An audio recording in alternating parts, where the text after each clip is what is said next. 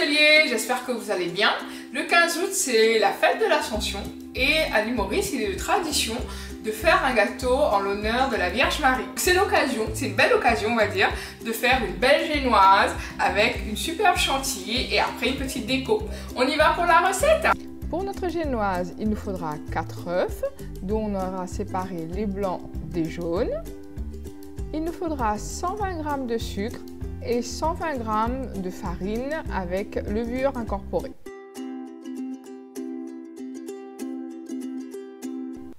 Dans le bol de mon robot, je vais rajouter les blancs d'œufs et on va les battre jusqu'à ce qu'ils deviennent fermes. Alors pas extra ferme, il ne faut pas qu'ils soient trop durs, donc juste ce qu'il faut, donc ferme. Vous allez voir tout à l'heure la texture.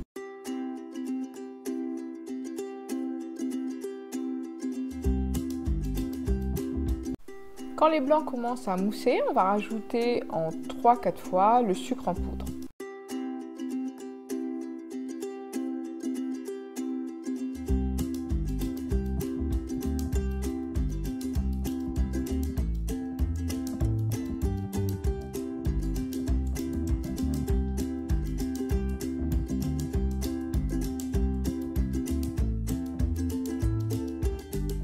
Au bout de quelques minutes, on va obtenir une belle meringue bien ferme et bien brillante.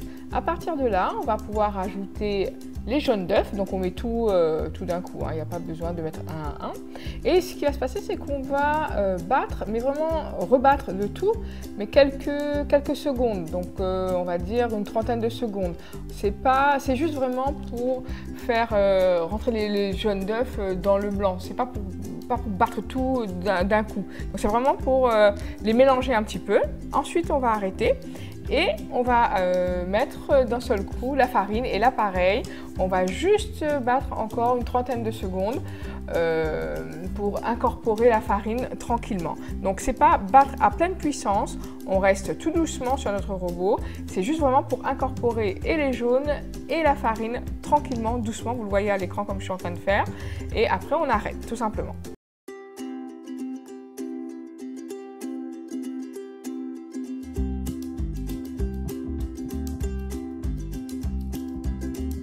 Quand le mélange est terminé, donc encore une fois ça va durer que quelques secondes, donc une trentaine de secondes, on va obtenir une belle pâte bien brillante.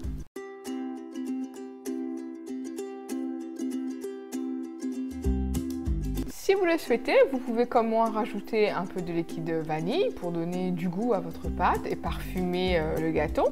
Donc vous pouvez rajouter un autre parfum si vous préférez. Donc j'ai mis l'équivalent d'une petite cuillère à café. Avec une spatule, on mélange tout doucement la vanille et la pâte. Voilà, donc on prend bien par en dessous et on remonte sur le dessus. Surtout, on ne fait pas de grands gestes et on ne bat pas fort. Sinon, ça va faire retomber la pâte, ça va faire retomber la meringue et ce serait dommage. Parce que tout simplement, du coup, la génoise, elle ne va pas monter. Ensuite, dans le moule que j'ai préparé, donc vous avez vu, j'ai mis un petit papier cuisson et on a beurré. On va verser la pâte dans le moule. Donc là, moi, il s'agit d'un moule de 20 cm. Et j'ai préchauffé mon four à 180 degrés et ça va cuire pendant 20 minutes. La cuisson, évidemment, est à surveiller. Donc, je remplis bien mon moule et ensuite, avec ma spatule, je vais faire des petits mouvements circulaires à l'intérieur de la pâte pour retirer les bulles d'air. Et comme ça ne va pas, vous savez, des fois quand on coupe le gâteau, on a plein de petits trous au fait dans le gâteau. Donc c'est ça en fait, c'est que parfois on n'a pas bien, dans le moule, on n'a pas bien tout bien mélangé à l'intérieur. Donc vous voyez les petits mouvements. Et je ne sais pas si vous voyez à l'écran, vous voyez les petits trous qui apparaissent. Et ben c'est ça les bulles d'air qu'il faut casser avant de mettre dans le four. Parce que du coup, avec la chaleur et la cuisson, et ben ça va faire des petits trous dans notre gâteau et c'est pas très joli. Une fois qu'on a fait ça, et bien tout simplement, on va tapoter un tout petit peu encore notre moule, tout simplement pour retirer encore les derniers bulles d'air. Et on va mettre tout ça au four.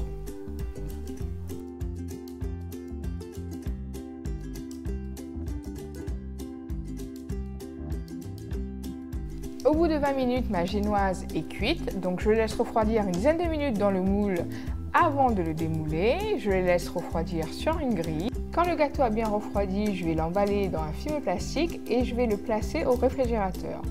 Je vous donne un conseil, ce gâteau s'émiette facilement, il y aura beaucoup de miettes. Le mieux c'est de le faire la veille, comme ça il sera bien froid et quand vous allez pouvoir le découper, ce sera beaucoup plus facile. On va passer maintenant à la réalisation de notre chantilly. Donc dans le bol de mon robot, j'ai mis l'équivalent de 1 litre de whipping cream. Donc je vais battre à pleine puissance. Et ensuite, une fois que ça va commencer à prendre, vous allez le voir dans un petit moment, on va rajouter l'équivalent de 2 cuillères à soupe de sucre glace, tout simplement pour bien maintenir notre chantilly et qu'elle soit bien ferme et le sucrer un peu, parce que moi mon whipping cream était sans sucre.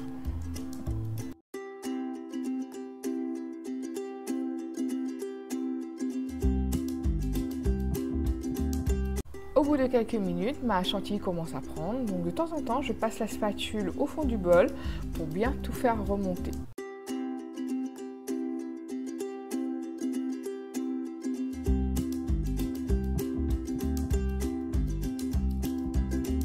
Je continue à battre encore quelques minutes et voilà, on obtient une chantilly extra ferme, très bonne, elle est onctueuse, elle est vraiment magnifique et il ne reste plus qu'à décorer le gâteau.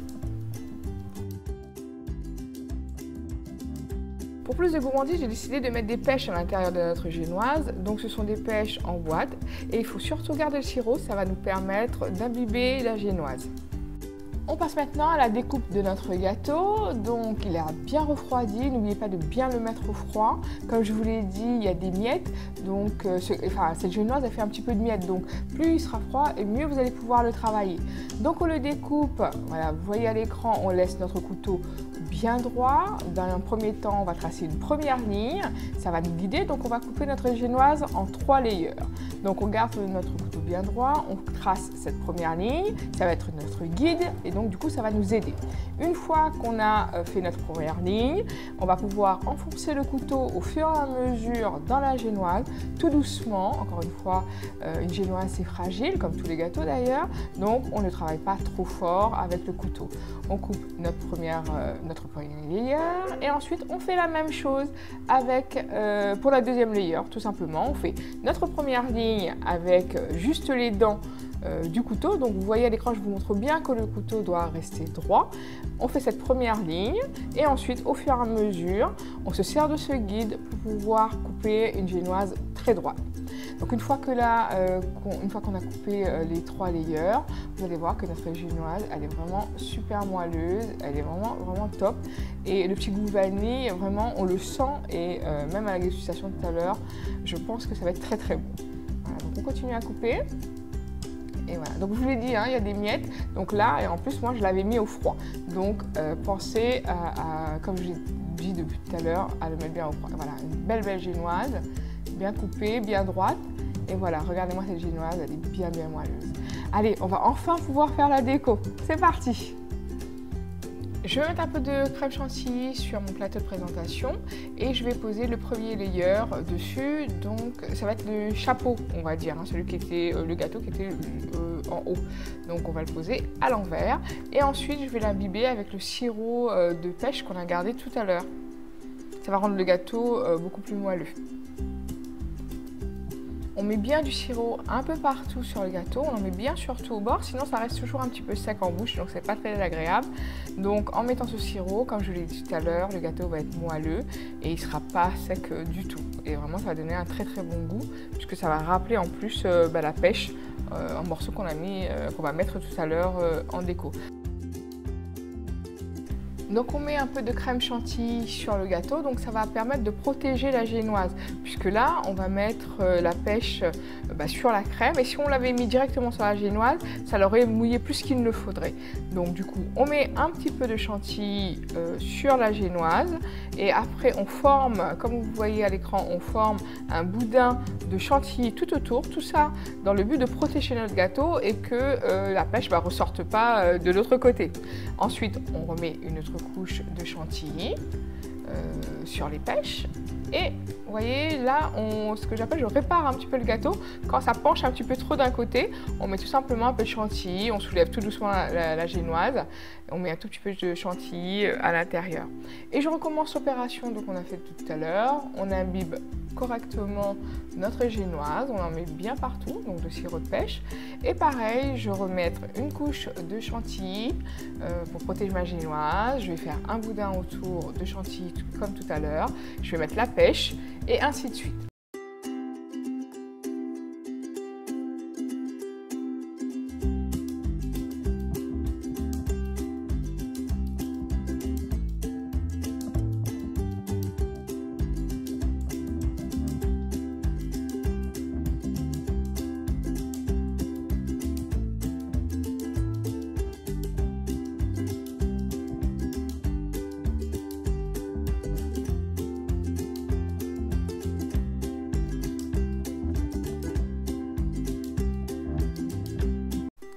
Je pose le dernier morceau de layer sur la chantilly et pareil, je vais l'imbiber du reste du sirop de pêche qui nous restait de tout à l'heure.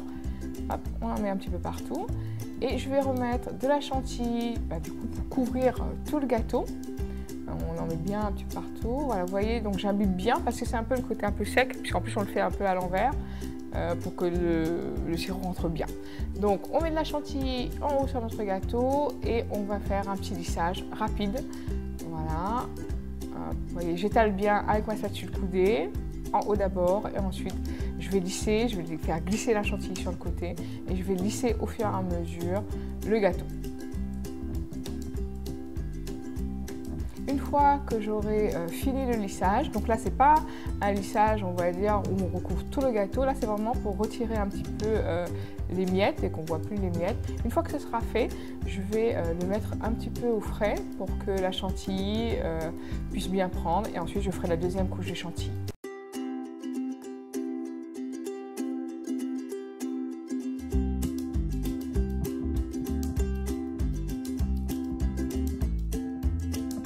Au bout d'une quinzaine de minutes, je sors mon gâteau du réfrigérateur et on attaque la deuxième partie du lissage.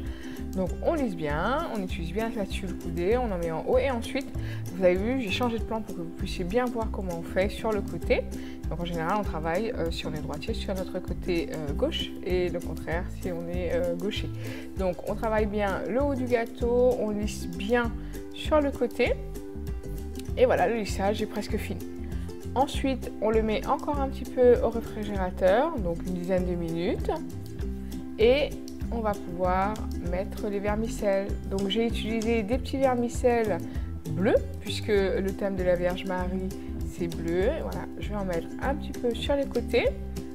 Hop, comme ça. On en met partout d'abord sur le plateau de présentation. Et ensuite, à l'aide d'une spatule, on va soulever tout doucement le vermicelle, vous le voyez là, comme ça, hop. Comme ça, on n'en met pas plein sur les mains, on ne met pas la crème sur les mains. On cède juste de la spatule. On en met tout autour du gâteau. Et une fois qu'on est satisfait et qu'on a mis partout, voilà, hop, là je corrige un petit peu parce que mon doigt a cogné un peu dans la crème, dont l'aide utile du coup de la spatule. Et ensuite, je vais mettre un petit peu de vermicelle, moi, un petit peu partout autour du gâteau. Après, vous voyez la déco que vous voulez, hein, là c'est vraiment une idée comme ça. Donc c'était, voilà, j'en ai pas mis partout pour pas toucher la crème. Donc vraiment, j'ai jeté un peu au loin pour qu'il y ait des petits vermicelles un petit peu partout. Pour finir la déco, je vais faire des roses au-dessus du gâteau. Donc j'ai utilisé la douille 1M. Donc je m'excuse, il y a un petit peu de soleil qui s'est invité en fin de tournage. Donc j'espère que vous voyez bien. Donc je pars du milieu et je tourne tout autour pour faire mes jolies roses.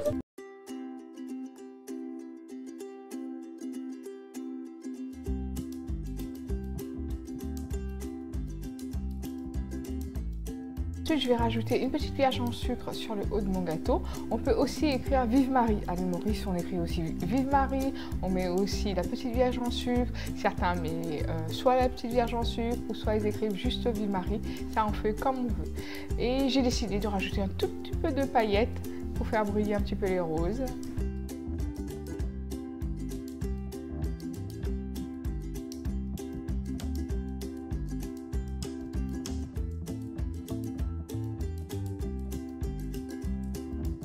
La décoration de mon gâteau est terminée, on va enfin pouvoir déguster. Allez, c'est parti!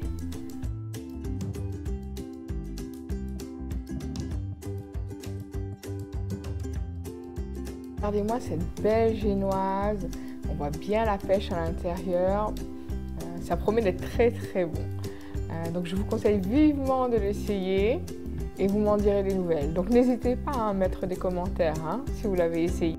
Et bien ce que je peux vous dire, c'est que ça sent super bon en plus. La génoise, elle est moelleuse, elle est vraiment vraiment top.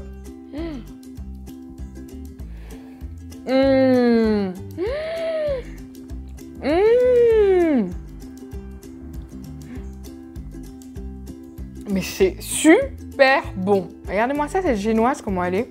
Elle est géniale, regardez, vous avez vu? Elle est toute moelleuse, elle est légère. Regardez. Alors évidemment, on ne va pas juste la faire pour la Vierge Marie, mais cette génoise, vous allez l'utiliser pour toutes les occasions. Donc, mais elle est vraiment, vraiment très, très bonne. Et la chantilly, elle est excellente.